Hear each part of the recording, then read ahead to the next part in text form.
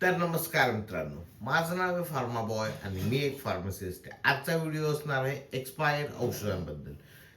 तुमच्या माहितीसाठी सांगतो, कधीही दवाखान्यातून औषधं घेऊन चालले असाल, मेडिकलवरून घेऊन चालले असाल, त्याची एक्सपायरी डेट चेक करत चला. ती करण्यामागचं कारण सांगतो. पहिली गोष्ट, काही काही औषधं अशी असतात जिची एक्सपायरी डेट झाल्यानंतर जर आपण ते वापरले तर आपल्या शरीरासाठी ते धोकादायक असतं. समजा आता, पण त्याबरोबरच अजून एक माहिती असावी की समजा आपण एक औषधाची पट्टी घेतली, तिची एक्सपायरी डेट आहे ऑक्टोबर महिन्यातली. मग असं नाही की ऑक्टोबर महिन्यातली एक्सपायरी केलं खाणंच बंद करून टाकायचं. ते ऑक्टोबरचा महिना देखील चालतं आणि पुढचा महिना देखील ते चांगल्या प्रकारे काम करतं, जर चांगल्या प्रॉपर स्टोरेज कंडिशनमध्ये ठेवलं असेल तर. ठीक आहे, ही एक महत्वाची गोष्ट. कारण आता हे भरपूर वेळा बघितलंय, फार्मसीमध्ये काय करतात, दवाखान्यामध्ये जेव्हा पेशंट येतात तेव्हा ते काय करतात की पहिले चेक करतात. काही काही असतात ते चेक करतात, मेजॉरिटी ऑफ द लोक चेक नाही करत.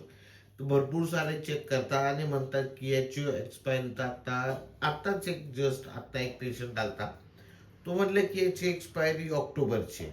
मग त्यांना असं लोकांना माहिती आपल्याला देणं गरजेचं आहे. ते एक फार्मासिस्टचं काम आहे की एक महिनाभर, म्हणजे आता ऑक्टोबरमध्ये एक्सपायरी आहे, मग ऑक्टोबर महिन्यापर्यंत तुम्ही ते वापरू शकता. पण तसं जर विचार केला तर ते ऑक्टोबर पण आणि नोव्हेंबर पण ती औषध चांगल्या प्रकारे काम करतं, जर ते प्रॉपर स्टोरेज केलं असेल तर. त्यामुळे जास्त घाबरायचं कारण नाही. एकदम cut to cut expiry date पाळण्याची गरज नाही. ऑक्टोबर नोव्हेंबरपर्यंत तुम्ही ती औषधं घेऊ शकता. फक्त काळजी कुठे घ्यायची की एक्सपायर जे असे कानात टाकायचे ड्रॉप असतील किंवा डोळ्यात टाकायचे ड्रॉप असतील किंवा एक नाकात टाकायचे नॅझल सोल्युशन वगैरे असेल किंवा इंजेक्शन असतील, या बाबतीत cut to cut expiry date पाळणं गरजेचं आहे. कारण ते डिरेक्टली आपण आपल्या डोळ्यात टाकतो, कानात टाकतो, सेन्सिटिव्ह ऑर्गन्स असतात, काही काही इन्फेक्शन्स वगैरे होऊ शकतं. त्यामुळे असे जे औषध आहेत, ड्रॉप वगैरे झालं, त्या त्या गोष्टी घेणं टाळायचं. इंजेक्शन तर शक्यतो एक्सपायर झालं की घ्यायचं नाही. आता ती काळजी डॉक्टर घेतातच ऑब्व्हियसली, पण तरी सुद्धा आपली पण काही गोष्टी आहेत. आता पट्टीचं झालं, औषधांचे ज्या आपल्या गोळ्या आपण घेतो त्या पण तुम्ही लक्षात ठेवायच्या. ऑक्टोबरची जर एक्सपायरी असेल, नोव्हेंबर पर्यंत घेऊ शकता, काही प्रॉब्लेम होत नाही, पण त्याच्यापुढे शक्यतो ते नाही घ्यायच्या. त्याचं मागचं कारण असं की भरपूर सारी औषधं आहेत.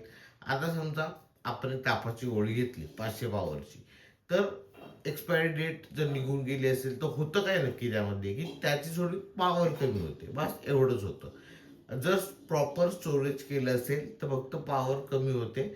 आणि काही केसमध्ये जर स्टोरेज नीट केली नसेल तर त्यामध्ये काही रिॲक्शन होऊन ते आपल्याला जे आहे ते बॉडीसाठी थोडंफार खतरनाक होऊ शकतं. त्यामुळे फक्त एवढंच लक्षात ठेवायचं आहे की एक्सपायरी डेट एकदम कट टू कट पाळायची नाहीये या औषधा, म्हणजे या गोळ्या वगैरेची. पण जे आपण डोळ्यात टाकतो, कानात टाकतो, नाकात टाकतो किंवा इंजेक्शन, या या ज्या औषधं आहेत त्यांची expiry date cut to cut पाळणं गरजेचं आहे. आय होप समजलं असेल की एक्सपायरी डेट चेक करणं का गरजेचं आहे, कारण ते आपल्या आरोग्यासाठीच ते औषधं पुढे धोकादायक होऊ नयेत म्हणून. तर बस आजच्या व्हिडिओसाठी एवढंच.